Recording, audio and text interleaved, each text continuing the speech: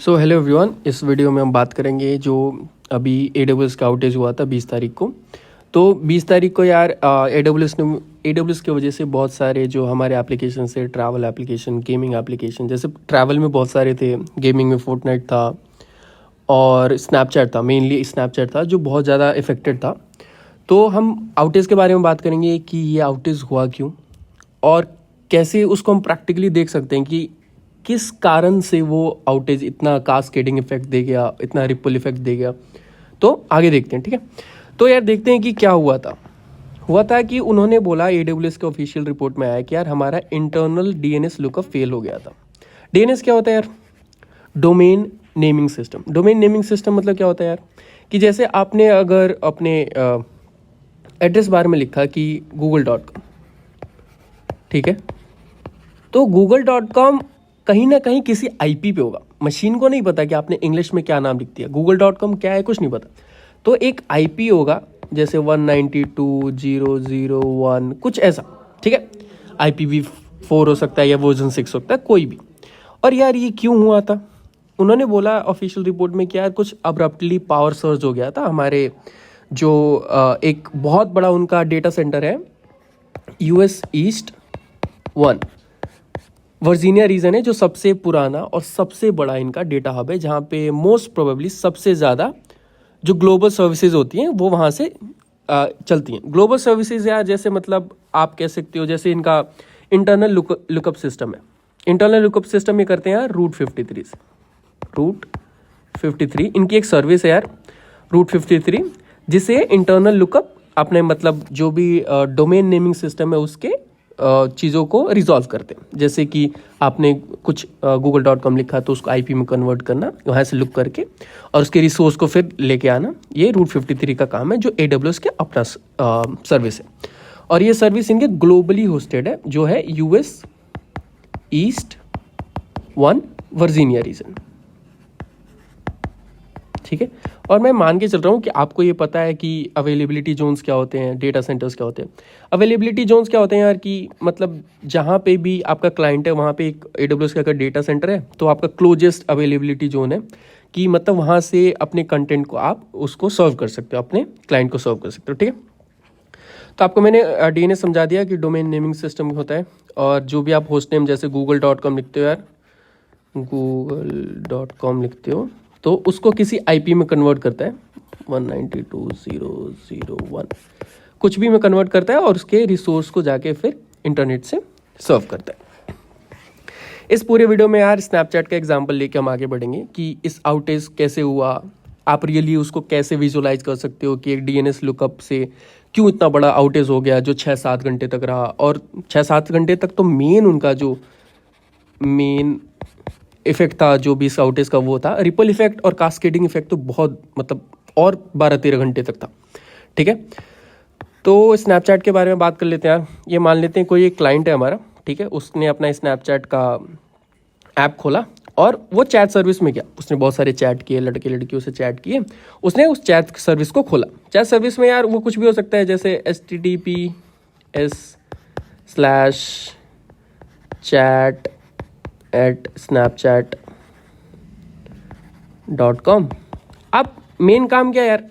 अब यहाँ से IP एड्रेस को जो DNS लुकअप है उसका काम आ गया यहाँ से। अब ये तो नहीं पता यार AWS पे होस्टेड है वो तो ठीक है, पर इस AWS के ये तो नहीं पता ये क्या है। उसने तो इसके करस्पॉन्डिंग में एक IP दे रखी है, ठीक है। अब क्या होता है यार, एक सिंपल सा लॉजिक समझते हैं कि अब चैट सर्विस हमारे को मिलेगी कैसे। ये जो चैट सर्विस है वो किसी IP पे है, पर वो कहाँ पे है, उसका एक बेसिक लॉजिक जो एप्लीकेशन का फ्लो होता है वो देख लेते हैं। एक यार लोड बैलेंसर होगा। लोड बैलेंसर क्या करता है यार, ये मैंने पिछले वीडियो में समझाया था कि लोड बैलेंसर कुछ नहीं करता, बस आपकी जो भी लोड आ रहे हैं क्लाइंट से, जो भी हमारे रिक्वेस्ट आ रहे हैं उनको सही जगह पे ट्रांसफ़र कर देता है, ठीक है। अब लोड बैलेंसर से जब हमारा रिक्वेस्ट आगे बढ़ा तो सर्विस कहीं ना कहीं तो होगी ना, चैट सर्विस जो है वो कहीं ना कहीं पे होस्टेड होगी AWS में। तो AWS में बेसिकली बहुत होती हैं, जैसे ECS हो गया, EC2 हो गया, लैम्डा हो गया। लैम्डा मतलब जो अपने आप फंक्शंस इन्वोक होते हैं। EC2 में जैसे आप डॉकर का इमेज नहीं बनाते हो उसको EC2 बोलते हैं, और ECS में आप डॉकर का इमेज बना के डालते हो। उसके बाद यार अब चैट सर्विस ने तो बस लॉजिक है कि इस आदमी का चैट दे दो, उस आदमी का चैट दे दो। उसके आगे तो चैट कहाँ पे स्टोर होगा यार? चैट का मेटा डेटा हमारे डायनामोडीबी में होगा, और चैट जो होगा, थंबनेल होगा, चैट होगा, इमेजेस होंगे, वो हमारे S3 में होंगे। ठीक है, तो ये एक बेसिक फ्लो ऑफ चैट है, चैट सर्विस है जो स्नैपचैट, मतलब मैं आपको यही समझाना चाहता हूँ कि कैसे स्नैप एक रियल यूजर से ये रिक्वेस्ट गई और AWS पे कैसे कास्केडिंग इफेक्ट आया, वो मैं आपको समझा रहा हूँ। और ये स्नैपचैट का एक बेसिक फ्लो क्या हो सकता है जब किसी ने चैट के लिए रिक्वेस्ट किया। आगे चलते हैं। अब एक स्नैपचैट का एक बेसिक जो ऐप है यार, उसके बारे में थोड़ा सा देख लेते हैं कि AWS सर्विस को कैसे यूज़ करता होगा, ताकि हम इसको आगे यूज़ कर पाएँ कि इसके जो रूट 53 या इंटरनल DNS लुकअप हैं वो फेलियर से कैसे स्नैपचैट पे आउटेज आ गया। ठीक है, अब डायनामोडीबी को कैसे यूज़ करता होगा यार? डायनामोडीबी का फेलियर आपने ऑफिशियल डॉक्यूमेंट में पढ़ा होगा। तो डायनामोडीबी में क्या होता है यार, मेटा डेटा यूज़ कर लेते हैं हम, चैट का मेटा डेटा, सेशन, ठीक है, और S3 में इमेजेस ले लो, चैट्स ले लो, वीडियोस ले लो। ठीक है, यहाँ पे स्ट्रीक काउंटर भी आ सकता है यार, स्ट्रीक जो आप बनाते हो उसका काउंटर भी मेटा डेटा जो है डायनामोडीबी में जल्दी लुकअप के लिए रखते हैं। क्लाउड फ्रंट क्या है यार? सॉरी, इसकी स्पेलिंग क्लाउड फ्रंट है। क्लाउड फ्रंट है यार CDN है, ये जो बेसिक जो क्लाउडफेयर बाहर सर्विस होती है, ये AWS की अपनी सर्विस है जिससे हम CDN बोलते हैं, content delivery network, sorry CDN। ठीक है, और EC2 लैम्डा आपको मैंने समझा दिया पीछे, जहाँ पे हम सर्विसेज को होस्ट करते हैं यार, सर्विस होस्टर, होस्ट। और रूट 53 क्या है यार? अब ये मेन है, यहीं से सारी चीज़ें शुरू हुई, इंटरनल DNS लुकअप है। ठीक है, इन्होंने एक अपनी सर्विस बना रखी है जहाँ से ये सारे जो भी हम डोमेन नेम लिखते हैं उसके होस्ट को हमें दिखाते हैं कि यार अगर आपने लिखा कि ये डायनामोडीबी हमारी कहाँ पे है, तो उसको एक IP में ये लुकअप करेगा 192.6.0.0.1 कुछ भी ऐसे। ठीक है, आगे बढ़ते हैं। अब क्या है यार कि इस एक्चुअल फेलियर हुआ कैसे? ठीक है, समझते हैं। लोड बैलेंस, एक चैट है, चैट पे स्नैपचैट पे किसी क्लाइंट ने लिखा कि यार मेरे को अपना चैट चाहिए, HTTPS जो पीछे भी समझाता है, HTTPS chat.snapchat.com।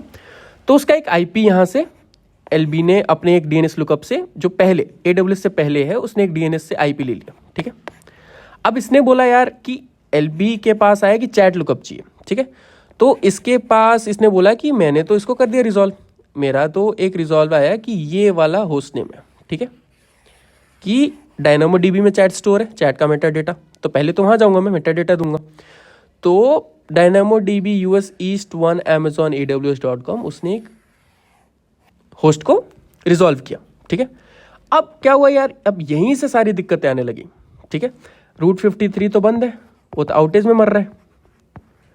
अब उसने तो कुछ देना ही नहीं, रिजल्ट ही नहीं दिया उसने कि इसका DNS क्या दूं मैं, इसका IP दे ही नहीं रहा वो, क्योंकि अब LB ने बोला, लोड बैलेंसर ने बोला कि ये है चैट का होस्ट नेम, अब इसका IP रिजॉल्व तो रूट 53 करेगा, ये तो चल ही नहीं रहा, ये तो फेल हो गया।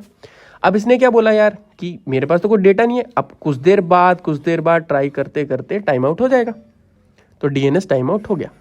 ठीक है, अब DNS टाइम आउट जैसे आएगा, स्नैपचैट तो बोलेगा यार कि मेरे को तो कोई होस्ट ही नहीं मिला, तो क्या थ्रो कर देगा यार, नो होस्ट एक्सेप्शन, कि मेरे को कोई होस्ट नहीं मिला यार। अब DNS तक तो मैं गया था, अब DNS ने बोला मेरे को कोई टाइम आउट हो गया, मैं तो अब मेरे को कोई होस्ट ही नहीं मिला, तो नो होस्ट एक्सेप्शन मिल जाएगा। ठीक है, अब क्या होगा कि जैसे नो होस्ट एक्सेप्शन मिलेगा, अब ऐसा तो नहीं है कि स्नैपचैट ने बोला कि एक बार नहीं मिला तो हटाओ, भाड़ में जाओ, खत्म करो इसको, नहीं। हर ऐप क्या करता है यार, एक रीट्राई लॉजिक लिख के रखता है कि कुछ टाइम आउट आया, कुछ सेशन एरर आया, कुछ नेटवर्क एरर आया, कुछ भी एरर आया, तो हम चीज़ों को पाने के लिए थोड़ा रीट्राई लॉजिक लिख के रखेंगे। रीट्राई लॉजिक कैसे यार, ट्राई, यहाँ पे लॉजिक लिखा कि कुछ गेट आइटम, अगर यहाँ से कुछ एरर आया तो हम क्या कर देंगे यार कि रीट्राई कर लो एक बार। ठीक है, रीट्राई का एरर लिख दिया। अब क्या होता है, जैसे रीट्राई हुआ, अब स्नैपचैट बहुत जगह डिस्ट्रीब्यूटेड है, ये डिस्ट्रीब्यूटेड नोड्स पे, यहाँ भी है, यहाँ भी है, यहाँ भी है, यहाँ भी है। अब स्नैपचैट क्या करेगा यार कि उसके तो बहुत सारे इंस्टांसेस बने, अब चैट सर्विस के एक इंस्टांस है नहीं कि हाँ भाई 10 लोगों को सर्व करना है, इसको तो बिलियन लोगों को सर्व करना है, तो लैक्स ऑफ इंस्टांसेस होंगे इसके चैट सर्विसेज के। अब सारे जितने भी हैं वो एक साथ क्या करेंगे, रीट्राई करने लगेंगे। अब रीट्राई करेंगे, डीएनएस लुकअप चल नहीं रहा, तो क्या होगा, बहुत सारा रिक्वेस्ट डीएनएस पे आने लगेगा। अब डीएनएस पे ज़्यादा लुकअप आएगा तो क्या होगा यार, स्टॉर्मिंग हो जाएगी वहाँ पे, बहुत सारी रिक्वेस्ट की, फेलियर रिक्वेस्ट की वो भी, तो वहाँ पे क्या होगा, वहाँ पे ज़्यादा मेमोरी लेने लगेगा, ये ज़्यादा मेमोरी कंज्यूम होगा क्योंकि बहुत सारे रिक्वेस्ट आ रहे हैं, किसी को रिजॉल्व कर नहीं पा रहे हम, तो बहुत सारी मेमोरी होगा, मेमोरी को टेक करने लगेगा वो, ठीक है।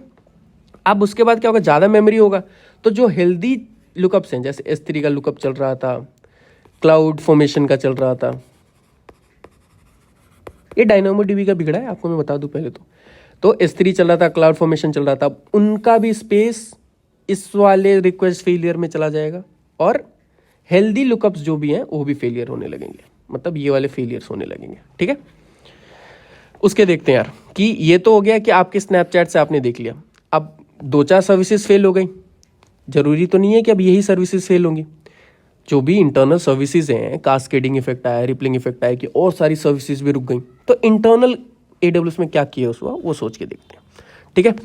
अब इंटरनल जो सर्विसेज हैं, जैसे लोड बैलेंसर हो गया, S3 हो गया, डायनामोडीबी हो गया, क्लाउड फॉर्मेशन हो गया, या कोई भी इंटरनल सर्विस है, वो भी रूट 53 को यूज़ करती है। अब ऐसा तो नहीं यार कि किसी चीज़ को अगर लोड बैलेंसर ने बोला कि मुझे S3 चाहिए तो वो वैसे बुला लेगा वो S3 तरह, ऐसा तो होगा नहीं, उसका भी कुछ एंड पॉइंट होगा, उसका भी कुछ IP होगा जहाँ पे वो रहा होगा, तो उसको भी तो लुकअप चाहिए ना, उसको भी एक रिजॉल्वर चाहिए, तो वहाँ पे भी हम क्या यूज़ करते हैं, रूट 53, ठीक है।